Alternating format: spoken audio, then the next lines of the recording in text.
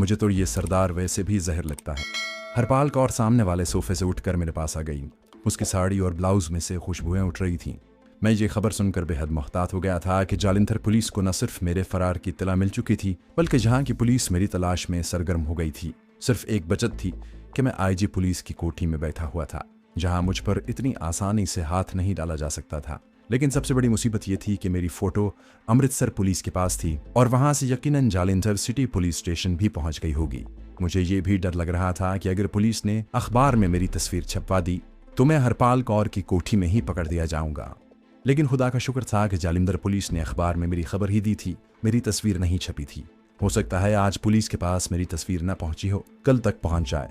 इस एतबार से मैं ज्यादा देर हरपाल कौर के पास नहीं ठहर सकता था। ज्यादा से ज्यादा मैं एक रात वहां बसर कर सकता था। मुझे अगले रोज वहां से हर सूरत में दिल्ली की तरफ रवाना हो जाना चाहिए था, और जाना भी इस तरह था कि मैं रास्ते में पुलिस की नाकाबंदी और चेकिंग से महफूज रह सकूं। इस सिलसिले में हरपाल कौर मेरी मदद कर सकती थी। मैं इसीलिए उसके पास आ गया था। हरपाल कौर चाय पीने के बाद कहने लगी, चलो मेरे साथ शॉपिंग सेंटर चलो, अपनी पसंद की रेडीमेड कपड़े खरीद लो। मैं वहां से एक कदम बाहर नहीं निकालना चाहता था। मैंने कहा, नहीं नहीं हरपाल जी, इसकी कोई जरूरत नहीं, यही कपड़े काफी हैं, और मुझे कल वापस बंबई भी जाना है। माता जी की समाधि पर फूल चढ़ाने हैं। बंबई से वापस आऊंगा तो फिर नए कपड़े बनवा लूंगा। हरपाल कौर ने मेरी तरफ आंखें झपकाते हुए देखा। अरे तो क्या तुम मेरे पास सिर्फ एक दिन ही ठहरने आए हो? नहीं जगदीश जी, मैं तुम्हें इतनी जल्दी नहीं जाने दूंगी। उसने अपनी आदत के मुताबिक अपना बाजू मेरी गर्दन में डाल दिया और प्यार से बोली, इतने दिनों बाद मिले हो, मैं तो तुम्हें बड़ा याद किया करती थी। अच्छा बताओ, क्या तुमने मुझे कभी याद किया? मैं उस वक्त इस किस्म की बातों के मूड में नहीं था। उस औरत को पता ही नहीं था कि मैं ही वो आदमी हूँ जो अमृतसर जेल से फरार हुआ हूँ, जिसने एक खून भी किया है और जिस पर पाकिस्तानी जासूस होने का इल्ज़ाम है। मगर मजबूरी थी, मुझे उससे प्यार भरी बातें करनी पड़ी। उस वक्त मुझे महसूस हुआ कि वाकई झूठी मोहब्बत का ड्रामा करना बहुत बड़ा सब्र तलब काम है। मैंने भी बादल नखास्ता अपना बाजू उसकी गर्दन में हमायल कर दिया। वो बड़ी खुश हुई।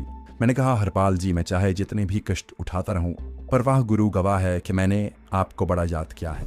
मुझे उसके मुंह से शराब की हल्की सी बू आई। मैंने पूछा, क्या तुमने दिन के वक्त भी पीनी शुरू कर दी है? वो दोबारा मेरे करीब आकर बोली, यूं ही अस्पताल जाते वक्त स्कॉच का एक हल्का सा पैग लगा लिया था। फिर उसने अपना बाजू मेरी गर्दन से निकाल लिया और उदास होकर कहने लगी, मुझे अपनी माता जी की बड़ी फिक्र है।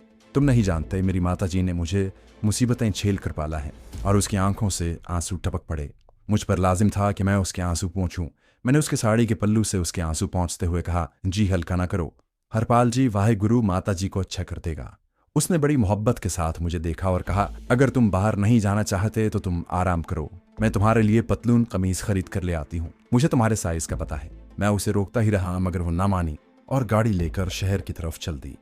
मैं हरपाल कौर के ड्राइंग रूम में चुपचाप बैठा सोचता रहा कि मुझे यहाँ ज्यादा देर नहीं ठहरना चाहिए, किसी वक्त कुछ भी हो सकता है। सबसे ज्यादा परेशानी मुझे इस बात की थी कि अमृतसर पुलिस स्टेशन से पुलिस पार्टी मेरी तस्वीर लेकर जालंधर शहर की तरफ रवाना हो चुकी होगी और तस्वीर अखबारों के दफातर में पहुंचा दी जाएगी और कल के अखबारों में मेरी तस्वीर जरूर छप जाएगी।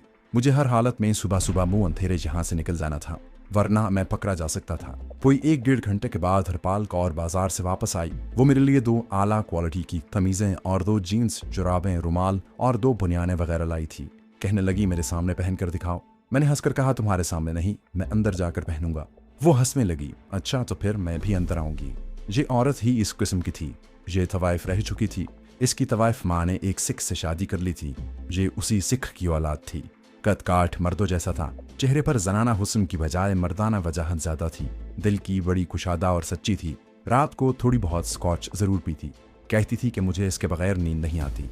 मैं जो ही उसे अच्छा लगने लगा था, वो मुझे मूड में आकर कही थी, जगदीश तुम मुझे हिंदू नहीं लगते, तुम में सारी आदतें मुसलमानों वाली हैं। तुम दलेर हो, तुम्हारे शाने चौड़े हैं और तुम बहादुर मर्दों की तरह मोहब्बत करते हो। वो खुद भी बड़ी दलेर औरत थी। अपनी गुफ्तगू में छोटी मोटी गाली आम बोला करती थी। जब शराब पी लेती तो बड़ी फौश गालियां निकालती थी। किसी वक्त उसको अफसरदगी का दौरा पड़ जाता था। फिर वो खुदा जाने क्या क्या याद करके रोना शुरू कर देती थी। वो मेरे साथ दूसरे कमरे में भी आई। इसके बावजूद मैंने दूसरी तरफ मुंह करके कपड़े बदले। हैरानी की बात है कि वो बिल्कुल मेरे साइज के कपड़े थे। मेरे जूते फट गए थे। कहने लगी, चलो मेरे साथ जूते भी खरीद लो। मैं जूते अकेली नहीं खरीदना चाहती। मैं जाना नहीं चाहता था। मुझे पुलिस की तरफ से खतरा था। अगर पुलिस के पास मेरी तस्वीर आ गई होगी तो मैं मुश्किल में फंस सकता हूँ। मगर वो मुझे जबरदस्ती गाड़ी में बिठा कर ले गई। एक बहुत बड़ा शॉपिंग सेंटर था। वहां से मैंने ऐसे बूट खरीदे जिनका तला रबड़ का था, इस ख्याल से कि खुदा जाने कब और कहाँ मुझे भागना पड़ जाए और सख्त तले वाले जूते मुझे परेशान न करें। दोपहर का खाना हमने इकट्ठे खाया। उसके बाद वो ये कहकर चली गई कि मैं माता जी का खाना लेकर अस्पताल जा रही हूँ, तुम आराम करो। उसके जाने के बाद मैंने नौकरानी से कहा, मैं कमरे में सो रहा हूँ, मुझे जगाना मत। और मैं हरपाल कौर के बेडरूम में जाकर उसके नरम आरामदेह बिस्तर पर लेट गया। नहीं चाहता था मगर नींद आ गई और सो गया। आंख खुली तो देखा कि हरपाल कौर मुझ पर झुकी मुस्कुरा रही थी। शाम हो गई है, अब उठकर नहा धो लो, चाय पीकर इकट्ठे फिल्म देखने जाएंगे। मैं उठ बैठा, चाय मेज पर लगी हुई थी। हम चाय पीने लगे। मैंने अपनी तसल्ली के लिए यूं ही पूछ लिया, किसी का फोन तो नहीं आया था? मेरा मतलब ये था कि कहीं पुलिस चौकी से फिर कोई फोन ना आ गया हो। कहने लगी, हाँ आया था। मैंने जल्दी से पूछा किसका फोन था? वो एक छोटी सी गाली देकर बोली, बुढ़े सरदार मेरे खामद का फोन था, दिल्ली से आया था। आजकल दिल्ली में ऐश कर रहा है, पर वो क्या ऐश करेगा, उसके पल्ले रह क्या गया है। मैं फिल्म देखने के लिए सिनेमा हाउस भी नहीं जाना चाहता था, मगर हरपाल कौर प्रोग्राम तय कर चुकी थी। कहने लगी, खबरदार जो तुमने इनकार किया, तुम्हें मालूम है मैं तो अपने खामद के साथ भी कभी फिल्म देखने नहीं जाती। तुम्हारे साथ जाऊंगी और जरूर जाऊंगी। इतने में जवान खादिमा ट्रे में कुछ लेकर अंदर आ गई।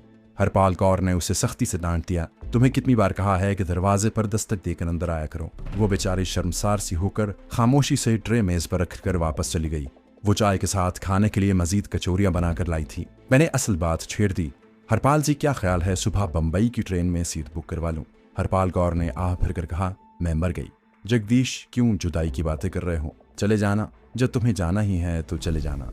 मैंने कहा, हरपाल जी, माता जी की समाधि पर मैं हर मंगल को शाम को फूल चढ़ाता हूँ। परसों मंगल है, कल यहाँ से जाऊंगा तो परसों माता जी की समाधि पर फूल चढ़ा सकूंगा। हरपाल ने गहरा सांस लेकर कहा, सुबह बॉम्बे एक्सप्रेस में सीट बुक करवा दूंगी। वो जालिंदर से मुंह अंधेरे 4:30 बजे चलती है। मैंने जिद करते हुए कहा, सिनेमा जाते वक्त रेलवे स्टेशन से होकर चलेंगे, ट्रेन में सीट भी बुक करवा लेंगे, जैसे तुम्हारी मर्जी, लेकिन तुम्हें मुझसे एक वादा करना होगा।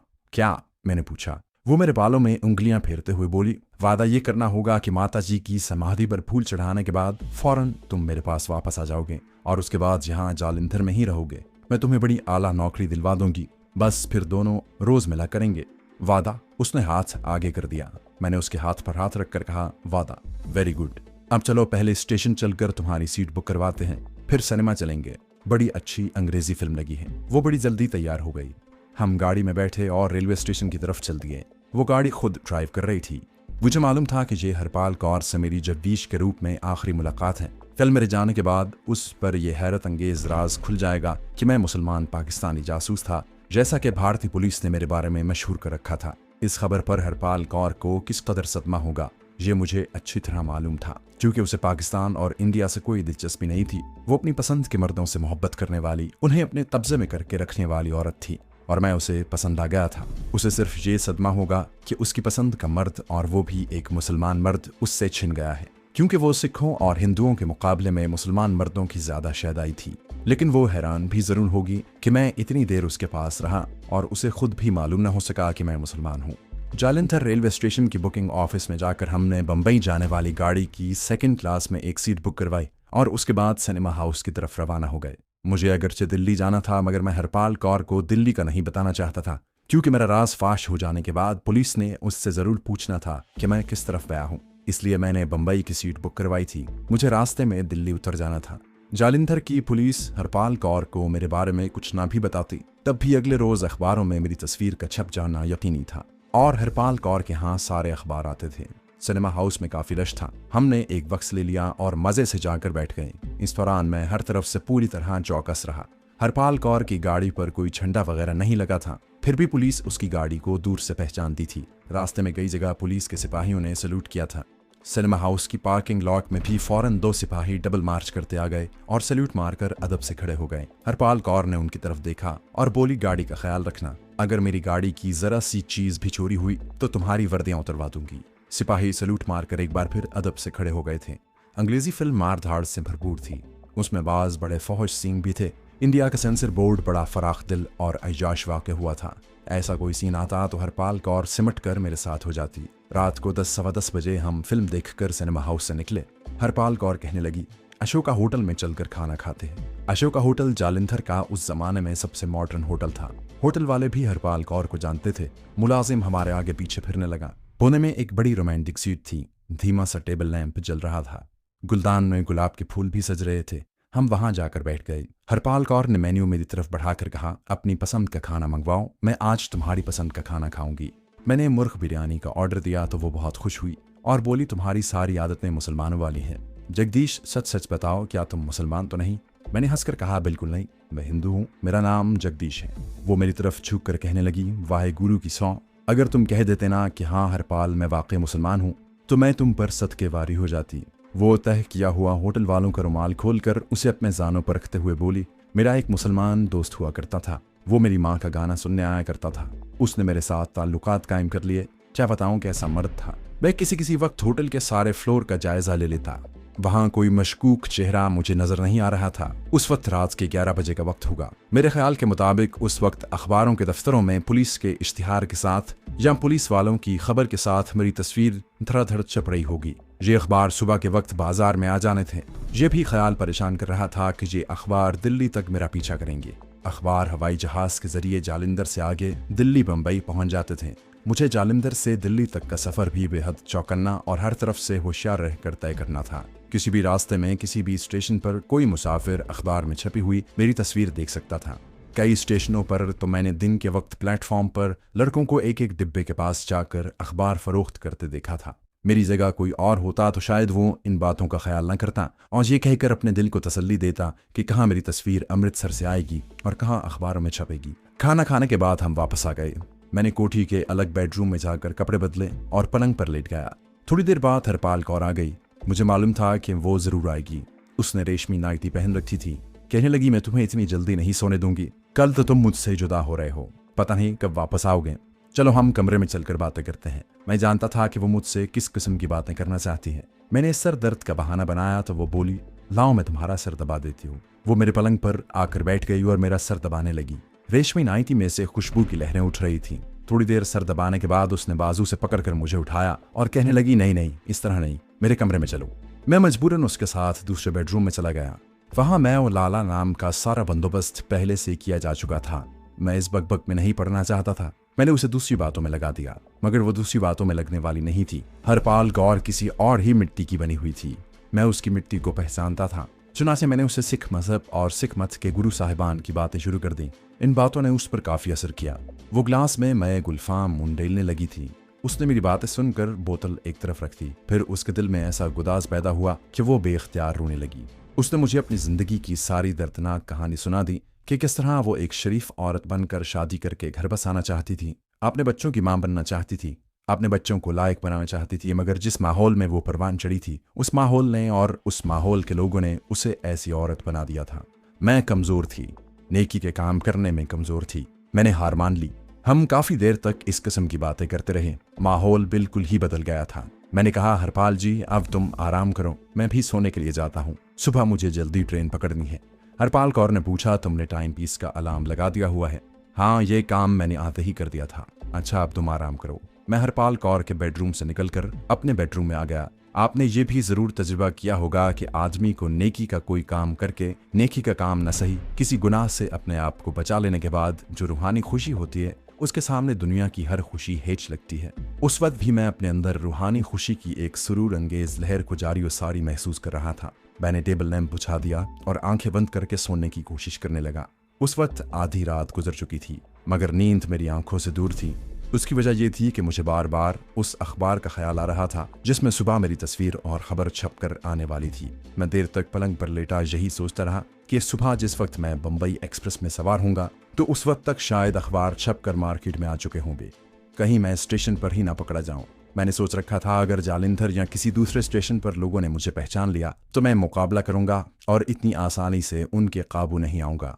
मैंने अंधेरे में गर्दन एक तरफ करके थपाई पर रखे छोटे टाइम पीस को देखा। उसकी सुनहरी सुइयां रात का 1:30 बजा रही थीं। मैंने फैसला कर लिया कि अब मैं नहीं सोऊंगा। नींद तो पहले ही नहीं आ रही थी। बेहतर है कि मैं बाकी की रात जाग कर गुजारूं। 4 बजे के करीब तो मुझे वहां से निकल जाना था। मैं पलंग की पुष्ट से टेक लगाकर बैठ गया। पहले ख्याल आया कि टेबल लैंप रोशन कर दूं, फिर सोचा कि इसका कोई फायदा नहीं। इसी तरह बेडरूम के अंधेरे में बैठा सोचता रहा कि हरपाल कौर का ड्राइवर मुझे 4 बजे यहाँ से स्टेशन पर ले जाएगा। हरपाल कौर तो उस वक्त गहरी नींद सो रही होगी, हालांकि उसने कहा था कि मुझे जरूर जगा देना।